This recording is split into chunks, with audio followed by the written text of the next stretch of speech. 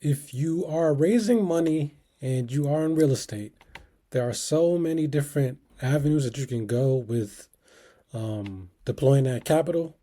But in my case, I chose to do a burr. And if I had to do it all over again, here's what I would do. All right.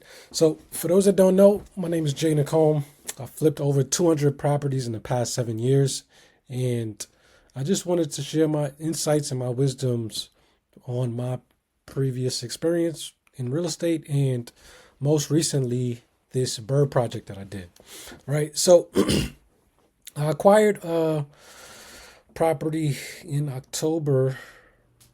October 2025, and I wanted to do a burr. Right. So, it just so happened that as I acquired this property in Baltimore City, there was an ongoing investigation in the city around a group of small investors that from New York, coincidentally, that ultimately were investing out of state.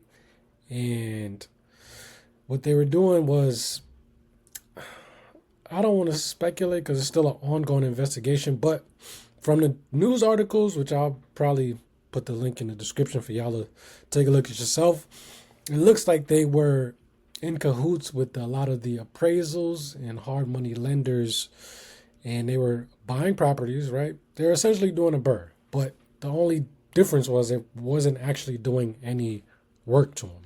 So they were buying the properties, right? They were buying the properties essentially with cash or hard money, most likely hard money, right? They would buy them.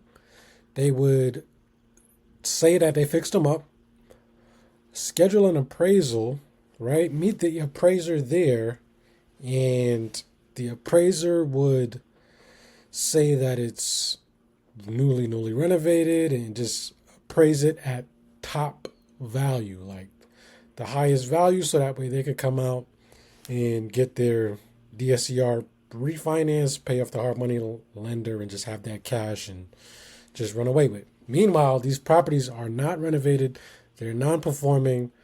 They ended up going belly up, delinquent, because they can't operate, they can't service the debt.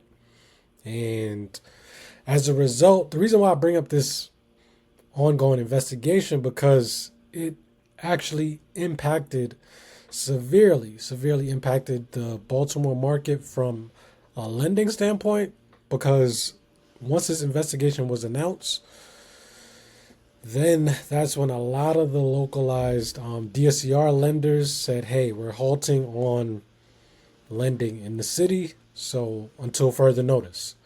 So this was in October. I think this news article broke out maybe like, I don't know, but I'll give the exact date. I want to say early last year, maybe like around the same time, maybe April of 2025.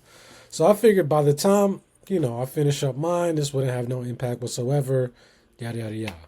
So just being an optimistic entrepreneurial mindset that I have, I just continue to go ahead and run the bird play like normal. So I buy my property in October, fix it up, takes about like 8 weeks to get it done. I get a Section 8 tenant in there, very great tenant, high performing, pays on time, and I get the appraisal schedule. So now the appraisal happens. I meet the appraiser there. Only thing I didn't do was bring comps, like I didn't print out comps for him, but I spoke to him. We had a good conversation. He seemed like he knew what he was doing. Now, in my last video, I showed the exact appraisal. It came back, in my opinion, super low at 210, which kind of put me in a tough position because I put like 30,000 as a down payment to acquire the property, and my goal was to pull out that same 30 back out based on my numbers. Unfortunately, my appraisal came back at 210 instead of 250, and I had to leave money in the deal.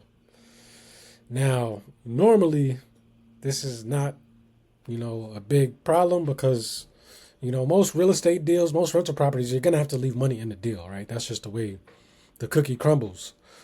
But when you're raising money and you have other people's capital at stake, you really want to be able to stay liquid and ultimately just pay back your investors in the event of like an emergency, or just a change of plans or whatever, because things happen. So again, to make the long story short, if I had to do it all over again, I still would definitely do a burr. I'm still doing burrs, right? But only difference is I'm not raising private money. I'm not raising capital to do burrs. Only to do flips, only short term transactions, right? Because, like I said before, you never really know what happens, and with flips, you become liquid, relatively in the short term versus rentals, you're holding that money in for equity and, in the liquidity event at a later date. So, just again, me looking back, I was thinking very optimistic, right? I was thinking, like, look, I'm going to do a burr because it's the best of both worlds. You buy, you renovate the project. The only difference is you hold on to it versus flipping it, right? But that difference is huge because you become liquid once you sell versus when you rent to a tenant and you refinance. It's a small liquidity event, even if everything went well, but it's not nowhere near comparison to a flip, right? So I'm still raising money. I'm still actively purchasing deals. I'm still in the game, right? You got to be in it to win it, but ultimately you just got to pivot your strategies and just learn from your mistakes. All right. So if you're in the process of raising capital or about to raise capital, my suggestion would be to raise it for short-term projects, i.e., a year or less, versus long-term projects. And now the only caveat to that would be if you set the expectation clearly with the investors, but still, again, like you got to remain liquid regardless, because at the end of the day, they're entrusting you with their money, and that's not something to be played with. All right. So I hope y'all find this helpful as y'all embark on your real estate journey. But if y'all got, any questions, or, you want to learn how to raise capital, I definitely have I got a hard private money lending kit, something that's detailed to my specific company, past projects we've done, kind of like a portfolio. I'm happy to share that with y'all, and y'all could tailor it to use if you're planning on raising capital in the future. All right.